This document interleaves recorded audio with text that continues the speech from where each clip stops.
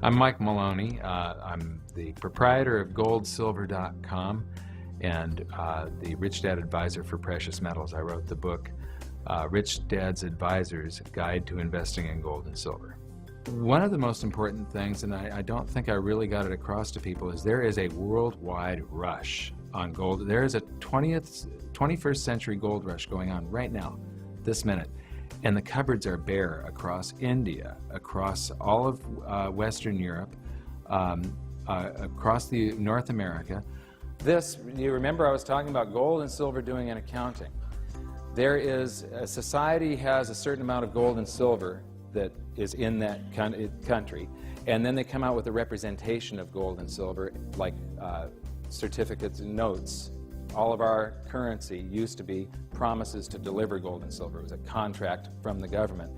And they inflate the currency supply until prices are rising. People have this feeling that there's something wrong with the economy, that there's something wrong with the currency, and they rush back toward gold and silver revalue themselves and do an accounting. When you stop using the dollar to measure things and you start measuring stuff against other stuff, and it's a very hard concept to grasp, but you got to measure how many barrels of oil is your house worth? How many tons of iron, pounds of copper, bushels of wheat is your house worth? Or how many houses does it take, how many shares of the Dow does it take to buy a home? When you start measuring stuff against other stuff, what you discover, there is no such thing as inflation.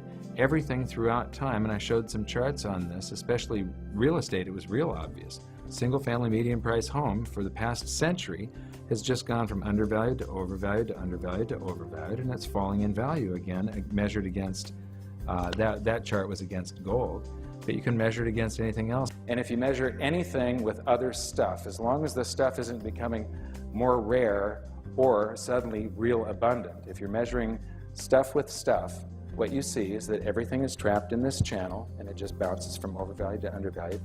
But while one thing, like real estate, is getting overvalued and then undervalued and then overvalued, there's something else that's doing the exact opposite wave. And if you can jump off of this one and onto this one, it's like taking this line and pasting it on up here. You're gaining some true wealth that way.